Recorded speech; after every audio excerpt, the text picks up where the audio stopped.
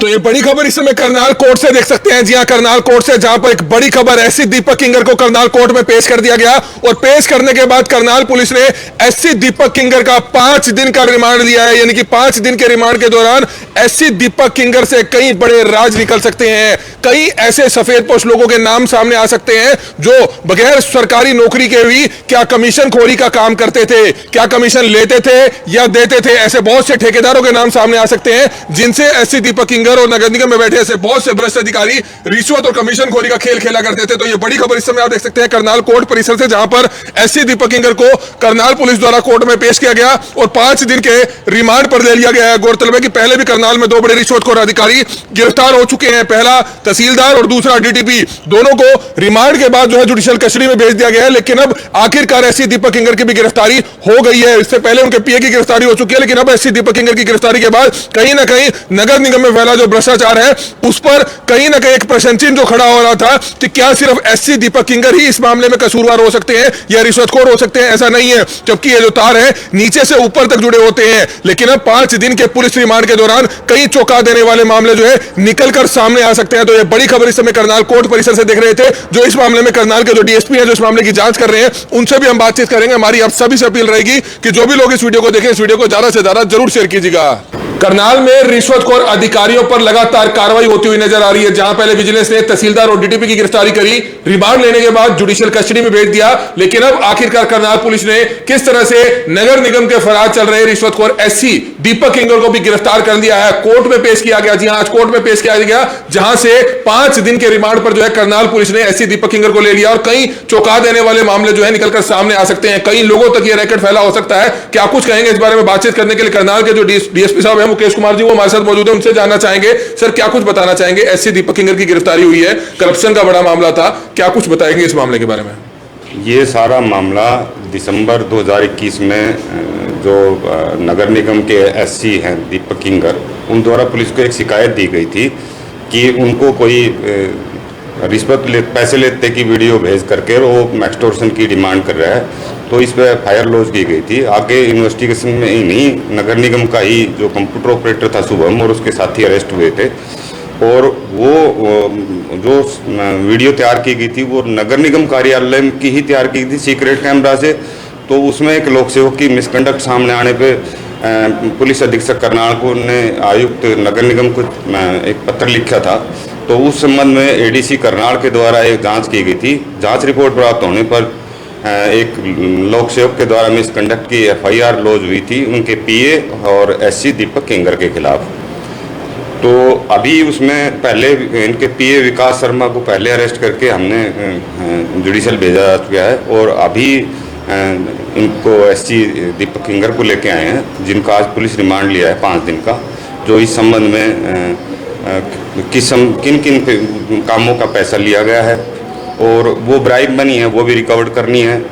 और दूसरा एक वॉइस रिकॉर्डर भी लगा हुआ था, वो रिकवर करना है। तो इस इन्वेस्टिगेशन संबंधित 5 दिन का पुलिस रिमांड लिया गया। बिल्कुल, जैसे कि आपने बताया कि इन्हीं के कर्मचारी शुभम द्वारा जो है वो एक सीसीटीवी कैमरा सेटअप लगा दिया गया था और बताया जा रहा है जो पुलिस की जांच में भी आई है, काफी वीडियोज हैं जिसमें इनका पीए पैसे ले रहा है ठेकेदारों से और वो फिर एससी दीपक किंगर को भी दे रहा है। साफ तौर पर पता चलता है कि रिश्वत का पैसा काफी बांटा जा रहा था। तो ऐसा नहीं है कि सिर्फ दीपक किंगर इस मामले में आरोपी हों, और भी लोग इसमें शामिल हो सकते हैं और भी सीसीटीवी वीडियो को खंगाला जाएगा और भी किस तरह से जो है इन्वेस्टिगेशन की जाएगी। उन सभी लोगों को जिनका नाम सामने आएगा उनको शामिल इन्वेस्टिगेशन किया जाएगा और अगर उनके आरोप सही पाए जाते हैं उसकी सुनिश्चित तौर पर गिरफ्तारी की। तो 5 दिन का रिमांड लिया गया, 5 दिन का पुलिस रिमांड। काफी लोग और भी शामिल हो सकते हैं इसमें अभी जो आगे इन्वेस्टिगेशन। तो लोगों से अपील करेंगे कि कोई शिकायतकर्ता भी सामने आ सकते हैं बगैर डरे जांच, तो अपनी पुलिस को शिकायत दे सकते हैं। हाँ, शिकायतकर्ता अगर कोई है इस तरह का विलिंगली आके हमारे पास अपनी शिकायत दर्ज कराएं। तो बिल्कुल इस समय आप देख सकते हैं डीएसपी मुकेश कुमार ने बताया कि किस तरह से एससी दीपक किंगर को गिरफ्तार कर लिया गया है। जी हां, एससी दीपक किंगर पर आरोप था कि किस तरह से वे अपने पीए के माध्यम से रिश्वत का पैसा लिया करते थे। हालांकि यह मामला तब उजागर होता है जब एससी दीपक किंगर के ही एक डीसी रेट के कर्मचारी जो उनके कार्यालय में तैनात थे शुभम, उसने अपने अन्य साथी के साथ उन्हीं के कमरे में जो है कैमरा इंस्टॉल कर दिया और कई वीडियो जो है रिश्वत का पैसा इकट्ठा करते हुए कैमरे में कैद कर ली, जिसके बाद करोड़ों रुपए में ब्लैकमेल किया जाने लगा। एससी दीपक किंगर की शिकायत पर हालांकि उन दोनों लोगों को पहले गिरफ्तार किया जा चुका था, लेकिन उसके बाद जब आपको याद होगा कि डीटीपी का और मामला सामने आता है, उसके बाद जो है ये एससी दीपक किंगर की भी गिरफ्तारी होती है। और उम्मीद करते हैं कि आगे इस मामले में और भी बहुत लोग शामिल हो सकते हैं, उनके बारे में भी पता लगेगा। हमारी आप सभी से अपील रहेगी कि जो भी लोग इस वीडियो को देखें, इस वीडियो को जरूर शेयर करें। Kamal media, Karnal breaking news, Karnal. तो इस समय बड़ी खबर आप देख रहे थे, जैसे कि हमने आपको बताया कि आखिरकार रिश्वतखोर तहसीलदार और रिश्वतखोर डीटीपी की गिरफ्तारी के बाद अब नगर निगम के जो एससी हैं दीपक किंगर, उनकी भी गिरफ्तारी हो चुकी है। आखिरकार और कितने भ्रष्ट अधिकारी जो है पकड़ में आएंगे, ये देखने वाली बात है। इस समय बीजेपी के जो नेता है हमारे साथ मौजूद हैं, मेयर सिंह जी हमारे साथ मौजूद है। मेयर सिंह जी, क्या बताना चाहेंगे? करनाल सीएम सिटी है और लगातार 7 साल से करप्शन के बहुत से मामले सामने आए, लेकिन आज तक किसी भी भ्रष्ट अधिकारी की गिरफ्तारी नहीं हुई थी। आखिरकार अब ऐसा क्या हुआ, एक एक करके भ्रष्ट अधिकारी गिरफ्तार हो रहे हैं, क्या कहेंगे इस बारे में?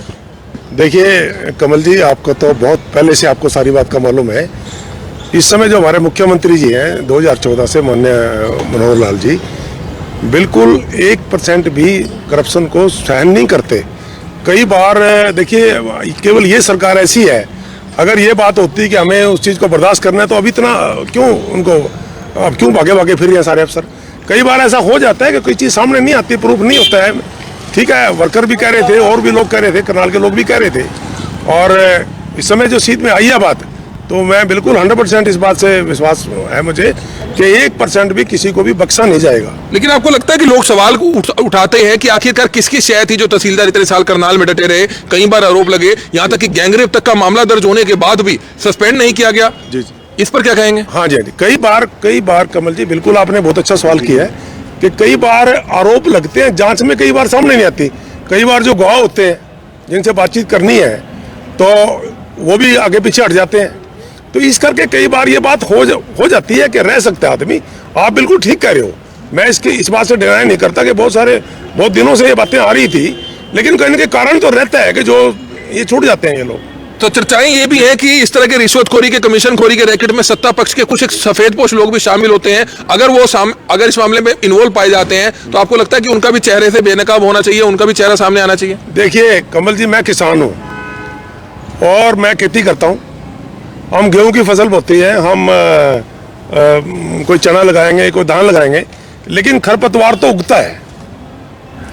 हो सकता है कोई, मैं बिल्कुल आपकी बात को डिनाई नहीं करता।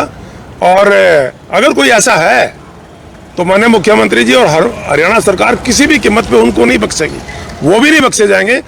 जहाँ तक मेरी अपनी व्यक्तिगत बात है कि मैं तो बिल्कुल 100% इस बात की फेवर में हूँ कि बल्कि इनके ऊपर अगर मेरे जैसा व्यक्ति कोई और आता है, उसके ऊपर ज़्यादा स्ट्रॉन्ग एक्शन होना चाहिए। अफसर तो 2 नंबर पे आते हैं, अगर मैं सपोर्ट कर रहा हूँ या कोई और व्यक्ति सपोर्ट कर रहा है। और मुझे 100% इस बात का विश्वास है कि माननीय मनोहर लाल जी और हरियाणा सरकार किसी भी कीमत पे किसी भी वर्कर को भी नहीं बख्शेगी।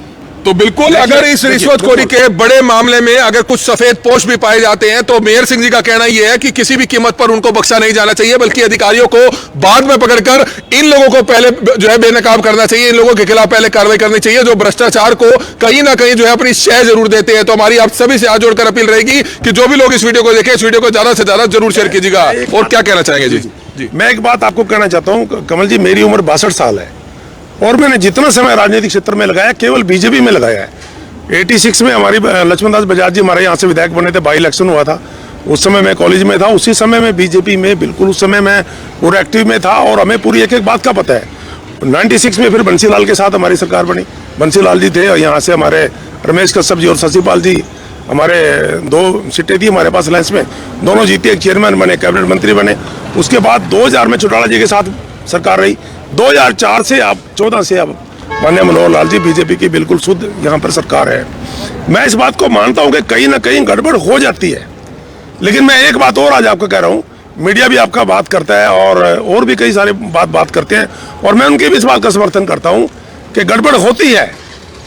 ऐसा नहीं है कि अपने आप ही सारा कुछ हो जाता है, और उसमें कोई मेरे जैसा व्यक्ति भी दोषी हो सकता है, लेकिन अगर है तो किसी भी कीमत में बचना नहीं चाहिए। मैं तो यही बात का कहना चाहता हूँ, चाहे वो सत्ता पक्ष का नेता क्यों ना हो। मैं कहता हूँ पहले इनकी भी जांच करनी चाहिए।